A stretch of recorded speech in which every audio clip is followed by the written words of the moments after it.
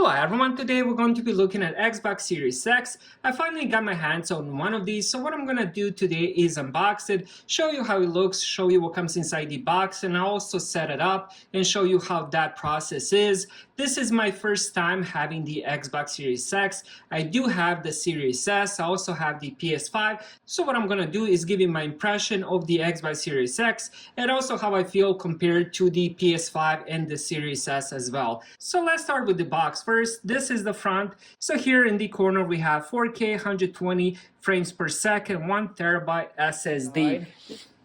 So here we have a little bit more of the specs. So 4K 120 FPS. Now 120 FPS, it works if you do have the TVs that do support it or a monitor.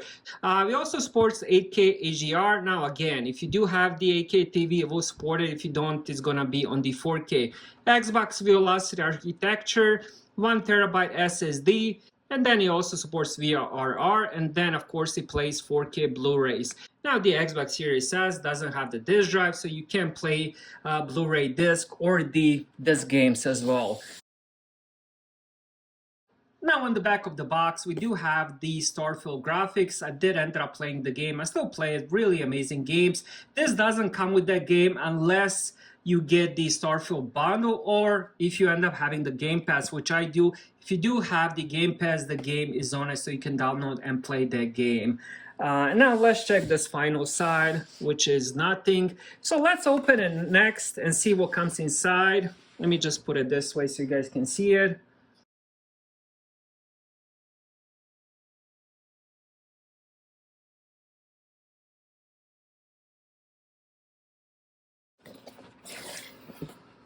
And here we go. Oh, it's really nicely packaged. It looks pretty cool. So here we have the Xbox on top. Let's take that out first. I'm not sure. Let's see. Oh, there we go.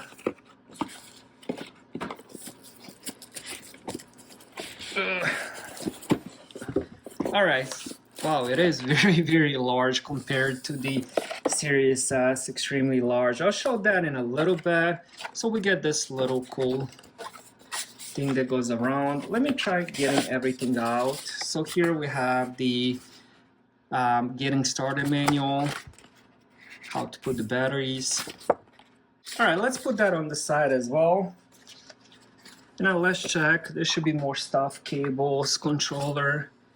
But it is really nicely packaged. I do like that. All right. Now we have the power cable.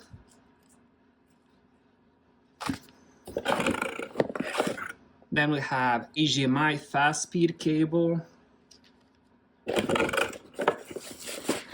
And then here we have the controller. Let me just make sure there's nothing else inside. And we do have the little paperwork, and that's it. So let's check this final. This is like a product guide, limited warranty. I'm not gonna read through that. I don't think anybody does. And finally, let's check the controller.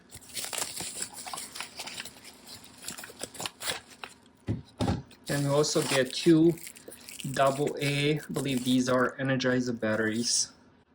All right, now let's check the controller. Series S controller. I wish it did come with the Elite controller, but it doesn't. As I already mentioned, I did have the Series S. It's pretty much the same controller, except this one comes in black. The Series S comes with the white controller. On the bottom, you do have headset, which I use all the time. So I'm glad they still have the 3.5 millimeter for the wired headset. And then it does have the gripped sides, also grip triggers, which do come in handy, especially if your hands end up sweating a lot during the gaming. And then here we have USB-C. It doesn't come with the cable, but if you do have any USB-C to USB-C cable, you can play like that without the batteries, or you can end up connecting it to the laptop or the gaming PC. And here is the button, Bluetooth button to connect it. Now this controller does work with the iPad, iPhone, tablets, or anything like that. It is a Bluetooth controller, and honestly I've tried this controller with pretty much everything, and it works with everything. I love Xbox Cloud Gaming, so that's what I use the controller a lot for. All right, next let's check the console. Now the console itself is pretty heavy. I'm not sure how many pounds this is, but it's probably twice the weight of the Xbox Series S. But again, that doesn't matter. This is a portable console, so it's just gonna stay next to your TV. So the weight, even the size, it really doesn't matter that much, at least for me. Now let me just take this packaging off. And, let's pull it out.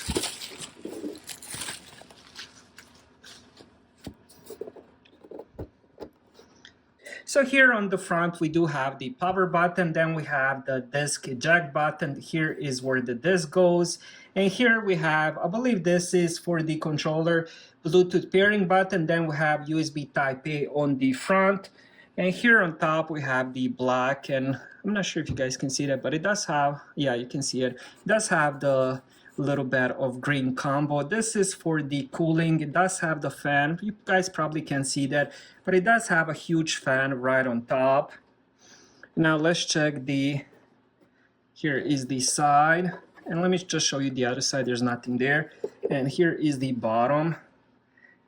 And now let's check the back of it. Here on top we do have Kensington lock slot. If you do end up using it in the public, we have two USB Type A super speed. We also have the storage expansion, Ethernet port, HDMI out, and then here we have the power plug. Overall, it does come with all the same inputs and outputs as the Xbox Series S, if I'm not wrong. All right, so what I'm gonna do next is connect this to my Samsung 4K monitor. Connection is pretty easy. All you have to do is put one HDMI Xbox, one to the TV or monitor, and then put this in the back of the Xbox and the other one in the wall outlet, and that's pretty much it. Then I'll be back and show you the rest of the setup. All right, so I have everything plugged in and connected, so let's press the power.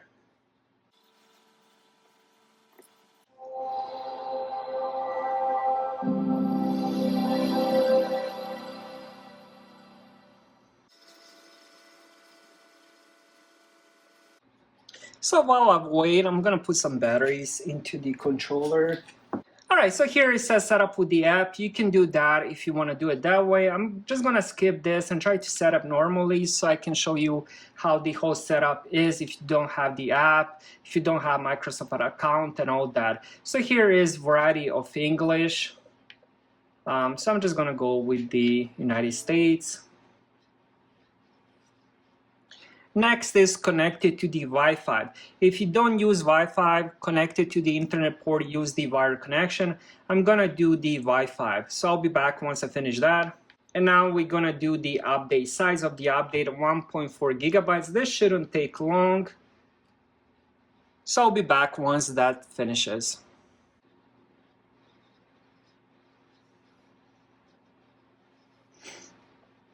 All right, so I just finished updating. It took maybe around, I would say around 10 minutes, more or less. Now let's do the rest of the setup. We're gonna press the power on the controller. I'm gonna press A. And next, you'll sign in with a Microsoft account. So we're gonna do next. If you don't have Microsoft account, this is where you can create it. I already have one, been playing Xbox for a very, very long time. All right, so this will be the next screen after the login. And here it says level up your gaming experience when you share optional data. I'm gonna do no thanks. I don't like to share any of the data. That's my personal choice. And then here is if you wanna share it with the publishers. Again, I'm gonna do no thanks. And here on this screen, it says we found the settings from your last Xbox, pretty much kind of like the backup. If I want to apply the same settings, I can do that. But to be honest, since the other one is Xbox Series S, I'm going to do no thanks just to see what kind of settings the Xbox Series X offers. If there's any different settings, I can do that. So I'm going to do no thanks. And here is sign in and security preferences. If you do want to set up a PIN, you can do that. For now, I'm just going to do no barriers for now. And here, how do you want to sign in? And here on this screen, I'm just gonna do use Insta sign in. Since I do have one controller, I play this by myself. So I'm just gonna do that. If you do have multiple people, multiple controllers, you can change those settings. And here it says change your home Xbox. And what I'm gonna do here is make home Xbox. Now here is some external apps if you want to get any of these. So I'm just gonna do no on those. I don't do media on my Xbox. I do have the smart TV for that, so I'm not gonna install anything for now. If you do, for example, use Disney, Hulu, Peacock, Apple TV, there's more apps in the App Store. You can do that, but again, I'm not gonna do that. So choose your time zone. Okay, next. Personally, I'm not gonna do that because there's some games I don't play for a month, 2-3 months, and I don't want the game to just keep updating all the time. Now, there's pros and cons to that. For example, if you do want to play the game, let's say right now, and then it's gonna ask you for the update. If you do keep the option, then the game will update, and next time, 2-3-4 weeks from now, if you want to play it, it will be ready. Now it says find the best settings for your TV. I am using Samsung monitor. Keep your display at 4K. Keep display at 4K. And this is it. Now we're gonna go to the home menu. All right, so this is how the home menu looks. Here, as you guys can see, I do have the Ultimate. And if we go My Games and Apps, all right, so here is all the games on the system. Right now, I don't have any games. And here is some of the apps right now on the system. There is also a couple different groups. And here is the full library of my games. So here is all the games I own. I usually just play the Game Pass. So I don't have that many games. I guess I do, but... And then here is the Xbox Game Pass. And there's quite a lot of games. I love Xbox Game Pass. So my favorite thing about the Xbox is the Game Pass. And then you also have, with the Xbox Game Pass Ultimate, you do have EA Play. So you can end up playing any of the EA Play games as well. And then you have Games with Gold. Now this has been discontinued. They used to offer 2 games every single month, and this is just some of the games they did offer me. Now, since they did discontinue that, I'm able to keep all these games and I can still play them as long as I have the Xbox Game Pass. And there's quite a lot of games here as well. And then you have owned apps, and then there's Ubisoft Plus, that's subscription as well. And then I guess there's a new thing, GTA Plus. I don't know much about that. Now let's go back, and then here we have the store, then we have the Game Pass, as already mentioned, then we have search, where you can search the games and stuff, and then we have the settings. So if we go back, so we have the first section is the Game Pass, and then we have what's coming to Game Pass. So Forza Motorsport is coming. Then you have some different apps, Netflix, Prime Video, Disney, Max, and so on and so on.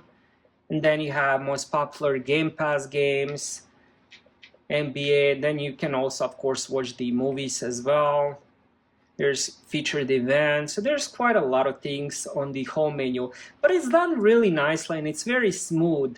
I do love this. I do have the PS5, but I kind of prefer the Xbox home menu, to be honest. And of course, you can end up adding more stuff to the home menu. So for example, once you end up getting the game, you can just include the section. So it's going to have the whole section for that game, like events, tricks and tips, videos, live streaming, and stuff like that. So you can do that as well. Alright, so that was my unboxing and setup of the Xbox Series X. Everything went smoothly. The whole setup took 15 minutes max. The Xbox is really quiet. I do like the design. The more I look at it, the more I like it. My first impression is very, very positive. Thank you guys for watching. Have a great day.